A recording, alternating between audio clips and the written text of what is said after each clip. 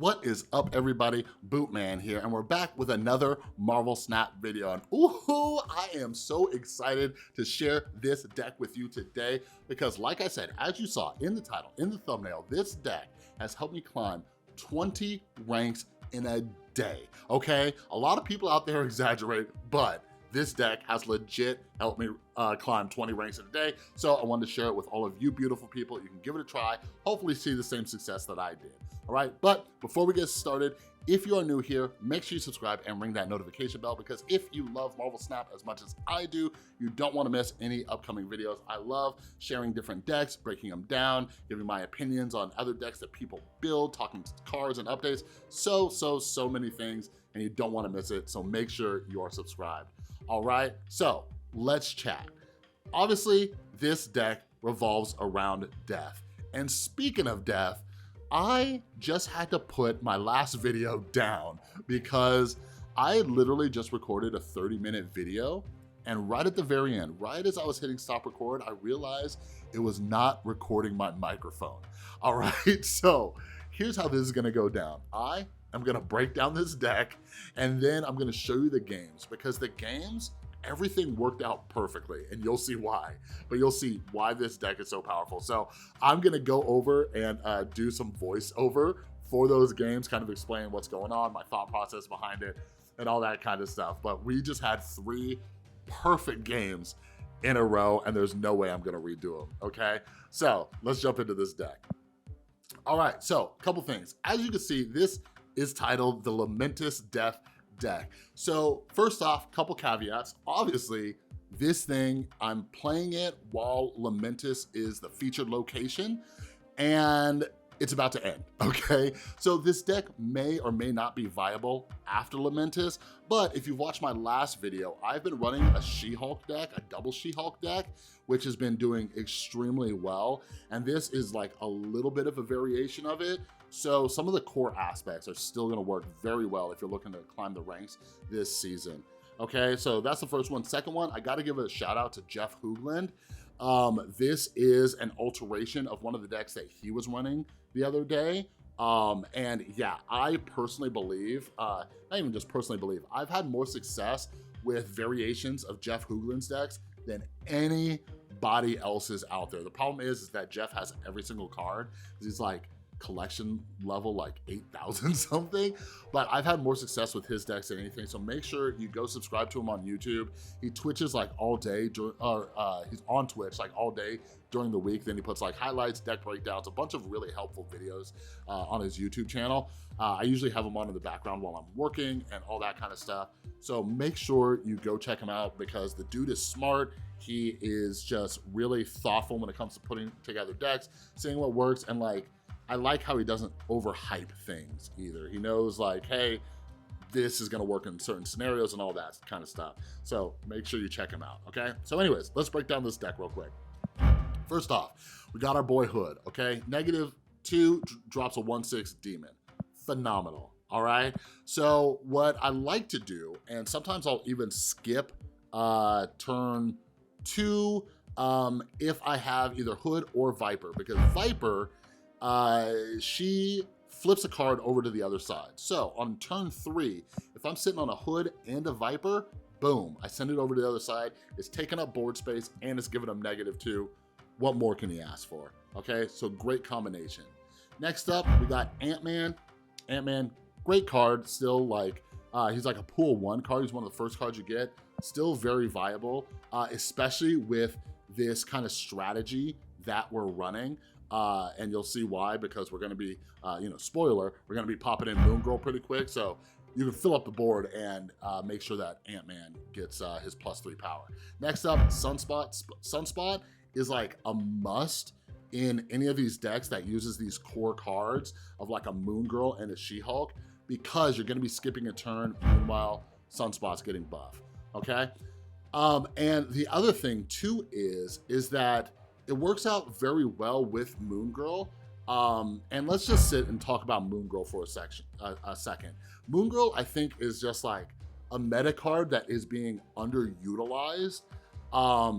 I first got the idea to use her when Jeff made his first She-Hulk deck and dropping 2 She-Hulks, but it is like, it's so useful. It's so useful to have 2 of your cards.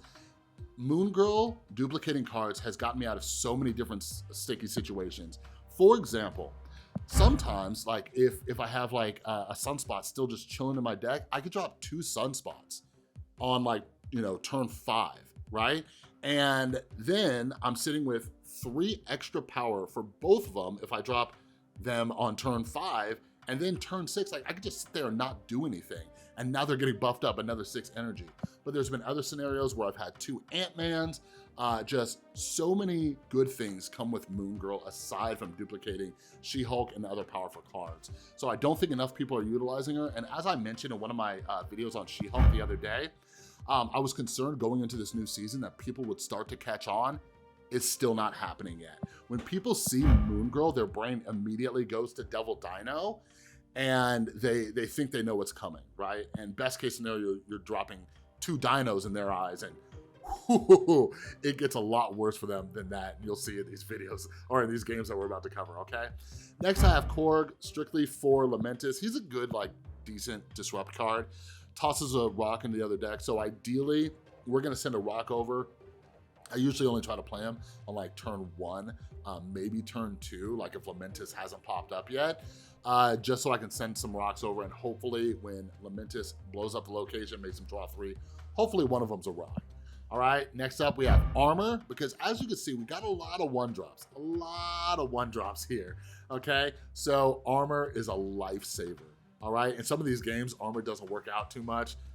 We lose our homie Sunspot quite a few times, as you'll see, because I got Armor out a little too late, but it's very, very helpful. We went over Viper. Juggernaut. Juggernaut's one of the first cards, like, I think the first day of the token shop, I'm like, ooh, what am I gonna get? What am I gonna get? And Juggernaut popped up. I'm like, I don't want this garbage. I don't want Juggernaut. Like, if you watch my Milky Snap deck check breakdown of his Guardians of the Galaxy deck, I am personally not a fan of cards where they're like only beneficial if somebody else plays that location at the same time. Obviously, there's things you could do like Storm, or, you know, other scenarios like a turn 5 where they have to put their card down and stuff like that. But with Juggernaut, he's become so useful to me. It's mind-blowing. The only time that he's really a gamble is like when the Sanctum Sanctorium is up and you accidentally bump somebody over there. That doesn't work out too well, but we just hope for the best. We gamble, we hope that doesn't happen. Okay, next up, Maximus. I got Maximus.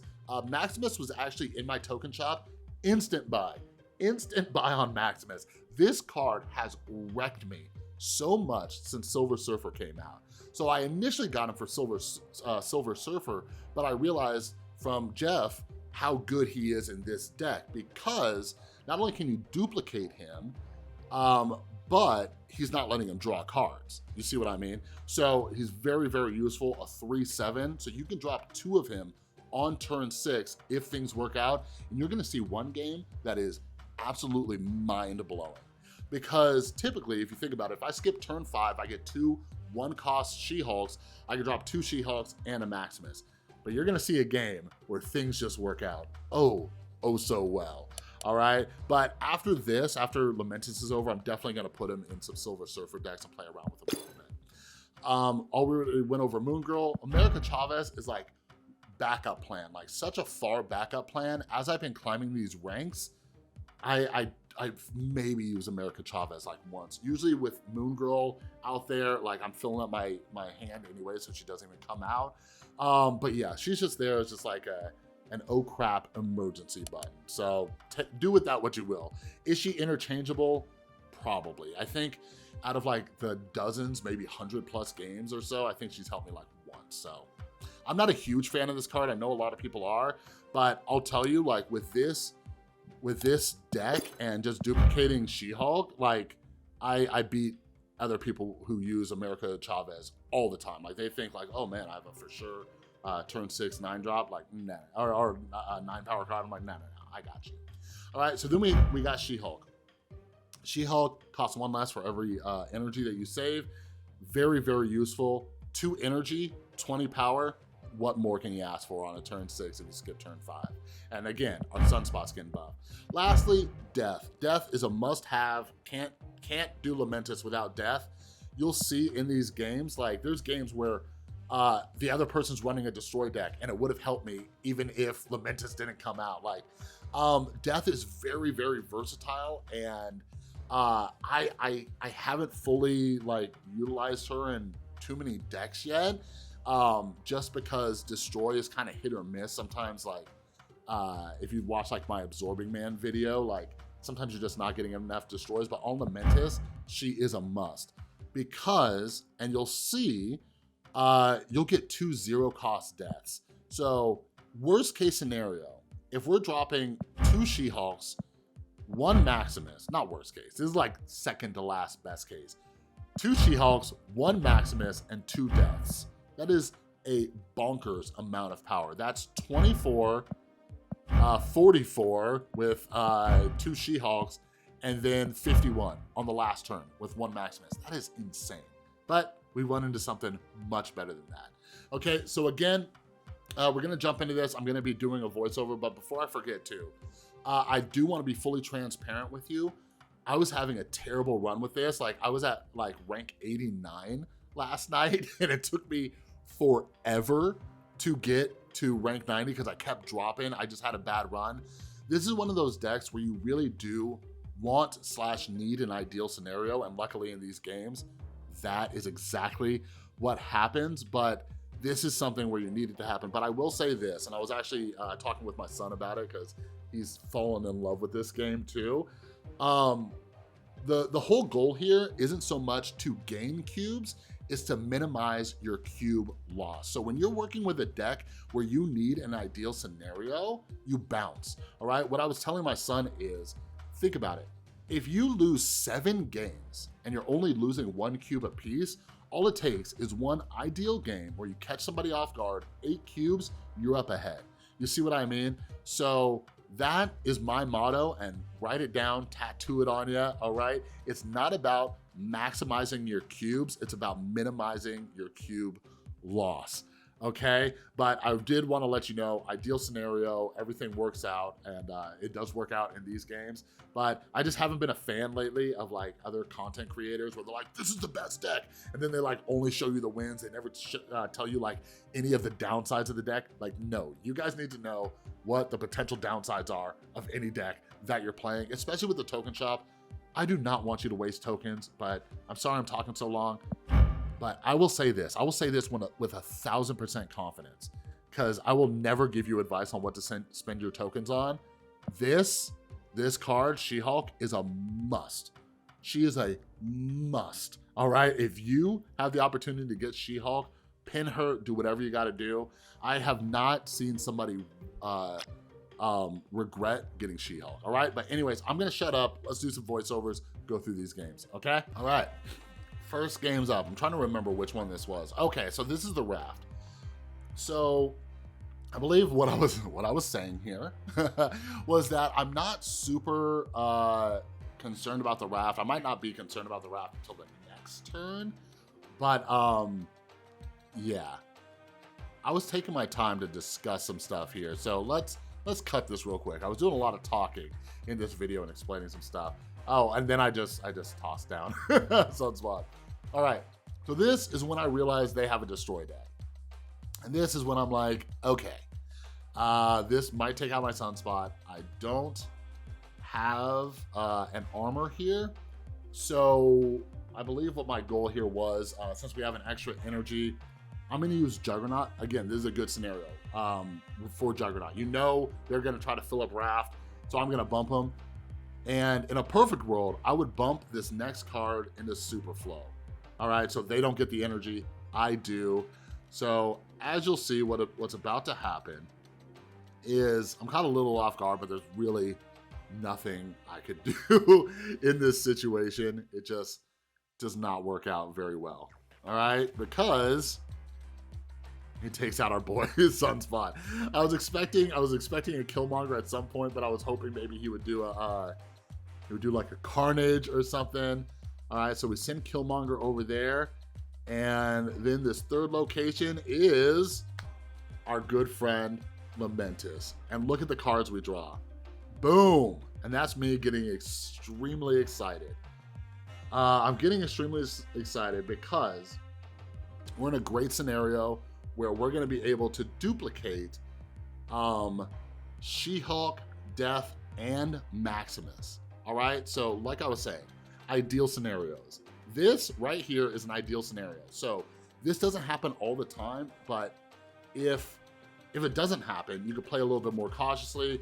You can go, and although we were talking about like minimizing the cube loss, we also sometimes will, you know, depending on how the opponent's playing, I'll be like, okay, I'll lose 2 cubes on this one. You know what I mean? Like if I want to see it through, but some like by turn 6, like you want to know. You want to know whether or not you're losing it. Okay. So we're gonna moon grow this bad boy right here. And unfortunately, we do not have a sunspot. If that jerk did not kill our sunspot, we'd be good. So this guy, he just filled up the raft. So he has a 0 cost 6 card. We don't know what it is. It could be anything. But here's the thing. If you look at my hand, okay, I'm sitting on 2 0 cost deaths, 2 She-Hulks, and 2 Maximuses, okay? And while playing this, going into turn 6, I was pretty sure, I'm like, okay, I can drop 2 deaths, 2 She-Hulks, and 1 Maximus, and then I could use the remaining energy to drop that demon. But this is only because I completely forgot that Super Float was on the board, all right? But anyways, as I see Kingpin on the board, I'm assuming this guy is also going to, he's gonna try to play an Arrow or a Magneto. So I gotta take that into consideration, all right? So he drops his Deadpool, kills his Deadpool. Deadpool's only at 8 power, all right? So Deadpool, by the way, I just got Deadpool. Can't wait to mess around with him. All right, so we're losing. Look at this. We're losing all 3 lanes right now. Now, the other mistake I made, and this is common, so I don't even know how I'm able to hit infinite because I brain fart so much. But right now I'm sitting here and I don't snap him back. So he snaps me and I don't snap him back because something in my silly, dumb brain is telling me that he has 2 deaths, which made me kind of like worried. I was like, okay, because if he dropped 24 on the right lane, I'd be in trouble because I'm only putting 22 down, you know? So I was a little bit concerned. And although I brain farted, I guess it's possible because you'll see what card he drops. So, because he got a 0 cost 6 card. So if he did have Death, he'd have a 0 cost Death and a 0 cost 6 card. But look how much power that we're dropping across the board right now. So that is an insane amount of power. So look, he did drop Magneto, but I filled up that spot, okay? And yeah, we win this easily. And then right now I'm kicking myself for not snapping back. But again, if he was able to drop 24 on that right lane, we would have lost. I believe we would have lost because he would have had an extra. No, we might have still won that. Yeah. So yeah, that was a great one. Ideal scenario, really good. You're seeing why this thing works. All right, jumping right into this first one. I skipped turn 1 because I had Hood and Viper. All right, so this guy's sitting on a Hood, so I'm like, okay, cool. Well, if this guy's not playing Destroy, I can drop a Hood Viper, and this guy will have -4 on that side, which is pretty dope. Okay, and by the way, I remember why I was so long-winded at the beginning of that last video, and leave a comment down below, okay? I truly believe that Leader is the most annoying / possibly broken card in this game. The amount of games I lost a Leader last night, I was furious, and there was nothing I could do to counter it, just absolutely nothing. And it's difficult because I don't expect it. So this game, so looking at it, there's no She-Hulk, we have a Maximus. So what we're working with here is we're hoping to drop maybe two Maximuses and 2 deaths. And right now, since we're not dealing with a She-Hulk, we could play on turn 4 and turn 5, because that's when things get a little tricky, when you're like, okay, well, I gotta skip turn 5, and maybe I don't want to do that. And yeah, so this guy snapped me, or did I snap him? Can't remember if it was me or Brian's hat. So I drop Hood over there, and then I do believe, is that Carnage? Yes. So yeah, he went Forge into Carnage to give Carnage some extra power, and I gave Carnage some extra power there. All right, but that's what it is. Was I able to, let's see. I'm getting old, my memory is failing me. What I'm saying right here is I pull Moon Girl up just so I can visually look at my hand, because she copies left to right, so we want to make sure we're copying the right cards, we have enough hand space.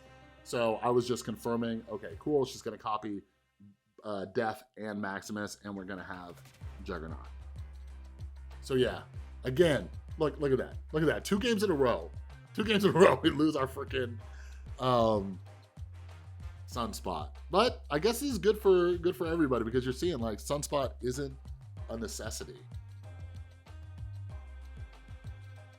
So right here, I'm trying to spread the power a little bit to give me some options. Also, middle lane, I'm already down by 7. So if I drop Moon Girl on the right,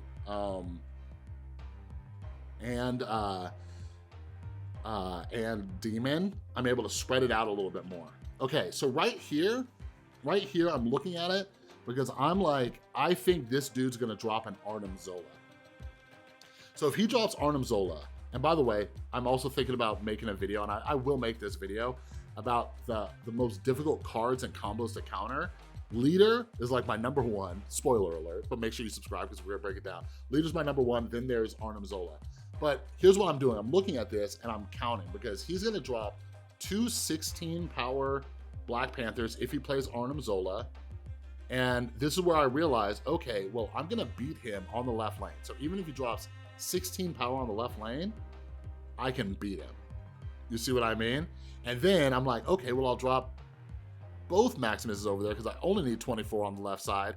I snap this dude back, and Brian is looking at this, and Brian's like, uh-oh, this guy Bootman, he did some complex math. I am out of here. And we snatch up the victory. All right, jumping into the 3rd and final game, we just start this off with a bang. This is when I realized that all of you are my good luck charm. So make sure you subscribe. We gotta keep this luck rolling. So we started off with Death, Maximus, and She-Hulk in our hand. Lamentis, first location, Moon Girl comes out as one of our cards. Like, what more could we ask for? So I drop Hood, but with the amount of power that I'm gonna be able to drop on turn 6, like, I am not in the least worried. So worst case scenario here, and I can't remember if he does, worst case scenario here is he drops a Killmonger, takes out our 1-drops. But I'm still pretty confident in this. So we put Sunspot on the right, he's gonna get +5 power. Daredevil, when I see Daredevil, I'm thinking of a Professor X combo. So he's gonna, see what I'm doing turn 5. And with the hand that we have, and the fact that we're able to duplicate all of these powerful cards, like, Professor X is nothing. Because a lot of people have been doing Daredevil with Professor X and like a Destroyer. Right here, I got very nervous because I don't think I've played Attilan with Lamentis. So as soon as I saw my cards go away, I'm like, oh no, am I gonna lose all these? But no, it's all Gucci. We're able to duplicate our 3 cards again and pull it right back out. So drop the Moon Girl. What did he drop again? He drops Jubilee, and I don't think he pulls a powerful card here. Oh wait, he doesn't pull any card because, oh wait, no, he does. How did that happen? Huh, so his hand went back to his deck. So he snaps me, and I'm sitting here looking, and I'm like, okay, I'm about to skip this turn. My, you know, Sunspot obviously is gonna get buff. And I definitely snap this guy back. Because I think he drops a Professor X. Let's see it. So he does that. So now he's feeling all good. He's feeling all happy, right? So I'm looking around and I'm like, okay, what's the worst case scenario? So second worst case scenario is this guy drops Destroyer, okay? Puts 15 down because Destroyer, fortunately, got nerfed. I don't have Destroyer, so I hate when he comes out. But with all this power, that's nothing. So we snapped each other, and this guy isn't retreating. So I'm like, okay, this guy, worst case scenario, has a freaking leader. And if this guy had a leader, I think we would have lost this one. Because yeah, it would have flipped over everything, and it would have been bad because he wouldn't have had the -2 on his side. He'd have all my power in the middle plus that. So I'm like, man, this guy might be playing leader. I was like, let's go out with a bang, you know? But look what he drops. Dr. Doom. He drops Dr. Doom, and I'm trying to figure out what made this person so confident that that he thought Dr. Doom was gonna win him 8 cubes, you know? Maybe he figured I was dropping a Infinite, but even still, that wouldn't make sense. But look, boom, 8 cubes right there. And then Chris back here, but just want to show you, here's where we ended. We ended back at rank 91. When I started this video, I was low 90s because what do we get? We got like, we got 4 cubes plus 2 cubes, we got 6, then we got 8, so we got 14 cubes just from those 3 alone. Boom, we are at rank 91. Exactly like I told you. The reason I like showing you guys that because there are a lot of people like, oh, infinite. And then like I watch them, I'm like, you're at like, you know, rank like 40 or 50 or 70 or 80, you know what I mean? So like, I like to be transparent with you about what rank I actually am. I think that's important. I'm a big like honesty person, so do with that what you will, okay? But as you can see, this deck is a banger, especially with Lamentis right now.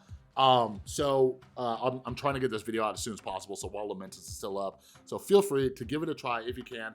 And again, I will be going over as soon as Lamentis is over. So probably tomorrow, sometime, you know, in the coming days, I'll go over my alteration to the She-Hulk deck. This deck might still be viable. I'm iffy on death though. And by the way too, something I've been contemplating too, and feel free to leave a comment if you have any ideas. I've been contemplating getting rid of some of these 1-drops. Like maybe Ant-Man, maybe Korg, I don't know. I just feel like there's too many. Something else we could do. But yeah, I am once again racing to infinite rank, and you know, I was like, man, am I gonna be like the first one? But I actually checked SnapFan, and there's some people who have already hit infinite. I think a couple people are already ranked 120. So something I really want to do, another reason for you to subscribe, is I want to go through SnapFan and see these people who are hitting infinite so fast. Click on them, look at their match history, look at the decks they're using, because I think that's a whole nother resource that we content creators, but maybe a lot of you haven't tapped into yet, because there's a lot of just random people on SnapFan who are killing it, and there might be some metas out there that we're not even, you know, aware of, because a lot of us creators, we're trying out new cards, we're doing it for the entertainment value, and you know, I love having fun. This game is extremely fun, but I don't know about you, like I'm also very competitive. Like my goal is to hit rank infinite every single season, and then once I hit infinite, then it's goof around time, then it's play time. You know what I mean? So anyways, that's the deck. I hope you enjoyed it. Make sure you check out Jeff Hoogland. Again, he inspires a lot of the decks that perform very, very well for me. So give this a go.